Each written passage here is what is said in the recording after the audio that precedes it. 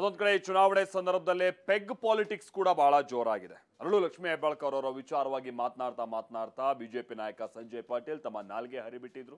ಇದೇ ವಿಚಾರ ಇದೀಗ ಕಾಂಗ್ರೆಸ್ನ ಕೆಂಗಣಿಗೂ ಗುರಿಯಾಗಿದೆ. ಈ ಪ್ರಕರಣಕ್ಕೆ ಸಂಬಂಧಪಟ್ಟ ಹಾಗೆ ಮಹಿಳಾ ಆಯೋಗ ಕೂಡ ಎಂಟ್ರಿ ಆಗಿದೆ. ಹಾಗಾದ್ರೆ ಈ ವಿಚಾರ ಕಾಂಗ್ರೆಸ್ ಯಾವ ರೀತಿಯಾಗಿ ಒಂದು ಅಸ್ತ್ರವನ್ನ ಆಗಿ ಬಳಸಿಕೊಳ್ಳುವಂತ ನಿಟ್ಟಿನಲ್ಲಿ ಯೋಚನೆ ಮಾಡ್ತಾ ಇದೆ. ಜೊತೆಗೆ ಬಿಜೆಪಿಗೆ ಇದೇನಾದ್ರೂ ಸಮಸ್ಯೆಯನ್ನ ತಂದೋಡ್ಬೋದು ಪ್ರಚಾರದ ಸಂದರ್ಭದಲ್ಲಿ. ಅದರಲ್ಲೂ ಮಹಿಳೆಯರ ವಿಚಾರವಾಗಿ ನಾಯಕ ಆಡಿರುವಂತಹ ಮಾತು ಬನ್ನೋಣ.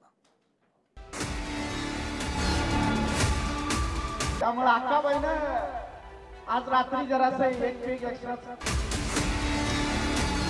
ಈ ಒಂದು ನೀಚ ಹೇಳಿಕೆಯನ್ನು ನಾನು ತಿರಸ್ಕಾರ ಮಾಡ್ತೀನಿ. ಒಂದು ಹೆಣ್ಣನ್ನ ನೀವು ಹೇಗೆ ಮಾತಾಡ್ತೀರಾ?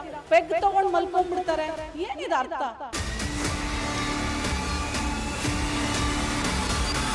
ಬೆಳಗಾವಿ ಲೋಕಕಣದಲ್ಲಿ ಕಾಂಗ್ರೆಸ್ ಬಿಜೆಪಿ ಮಧ್ಯೆ ಪೆಗ್ ಪಾಲಿಟಿಕ್ಸ್ ಜೋರಾಗಿದೆ.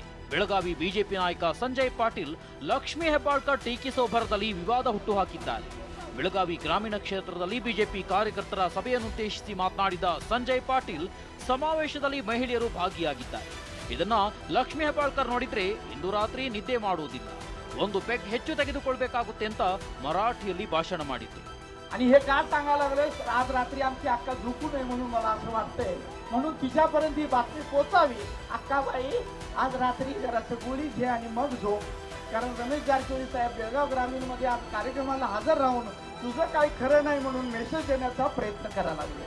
त्यामुळे अक्काबाईनं आज रात्री जरासं एक पेग एक्स्ट्रा त्यामुळे अक्काबाईनं आज रात्री जरासं एक पेग एक्स्ट्रा.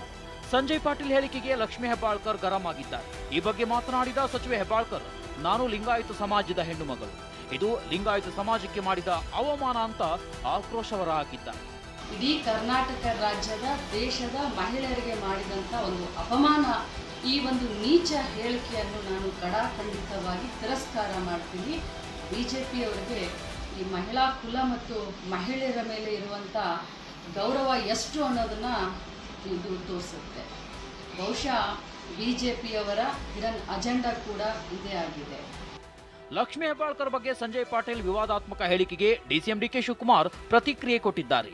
ಬೆಳಗಾವಿಯಲ್ಲಿ ಮಾತನಾಡಿದ ಡಿಕೆ ಶಿವಕುಮಾರ್, ಸಂಜಯ್ ಪಾಟೀಲ್ಗೆ ಈಗಾಗಲೇ ಉತ್ತರ ಸಿಕ್ಕಿದೆ, ನಮ್ಮ ಮಂತ್ರಿಗೆ ಅರಗಿಸಿಕೊಳ್ಳುವ ಶಕ್ತಿ ಇದೆ ಎಂದಿದ್ದಾರೆ. ಸಂಜಯ್ ಪಾಟೀಲ್ಗೆ ಈಗಾಗಲೇ ಉತ್ತರ ಸಿಕ್ಕಿದೆ.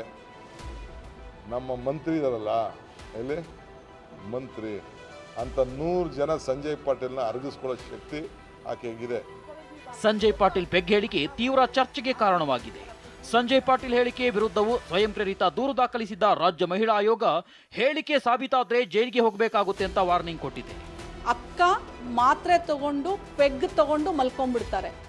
ಇದು ನೀವೊಬ್ರು ರಾಜಕಾರಣಿಯಾಗಿ ಒಂದು ವೇದಿಕೆ ಮೇಲೆ ಒಂದು ಹೆಣ್ಣನ್ನ, ಅದು ಯಾರೇ ಇರಲಿ, ಒಂದು ಹೆಣ್ಣನ್ನ ನೀವು ಹೇಗೆ ಮಾತಾಡ್ತೀರಾ? ಪೆಗ್ ತಗೊಂಡು ಮಲ್ಕೊಂಡ್ಬಿಡ್ತಾರೆ, ಏನಿದೆ ಅರ್ಥ? ಇವ್ರಿಗೂ ಸಹ ನಾನು ಅಲ್ಲಿನ ಬೆಳಗಾಂ DCP ಅವರಿಗೆ ನಾನು ಸುಮೋಟೋ ದಾಖಲು ಮಾಡ್ಕೊಂಡಿರೋದು, ಅವರಿಗೆ ಈಗ ಕಳಿಸ್ಬಿಟ್ಟು DCP ಅವ್ರಿಗೂ ಸಹ ಇವ್ರ ಬಗ್ಗೆ ಸೂಕ್ತ ಕ್ರಮವನ್ನು ತಗೊಂಡು ನನಗೆ ವರದಿ ಒಪ್ಪಿಸ್ಲಿಕ್ಕೆ ಹೇಳಿದ್ದೀನಿ. ಮತ್ತು ಇವರಿಗೆ ಖುದ್ದಾಗಿ 7 ದಿನಗಳಲ್ಲಿ ಆಯೋಗಕ್ಕೆ ಬಂದು ನೀವು ಮಾತಾಡಿರೋ ಮಾತಿನ ಬಗ್ಗೆ ಇಲ್ಲಿ ವಿವರಣೆ ಕೊಡಬೇಕು. ಒಟ್ಟಾರೆಯಾಗಿ ಬೆಳಗಾವಿ ಚುನಾವಣಾ ಅಖಾಡದಲ್ಲಿ ಸಂಜಯ್ ಪಾಟೀಲ್ ಹೇಳಿಕೆಗೆ ರಾಜಕೀಯ ನಾಯಕರ ಮಧ್ಯೆ ಬಡಿದಾಟಕ್ಕೆ ಕಾರಣವಾಗಿದೆ. Bureau report, TV9.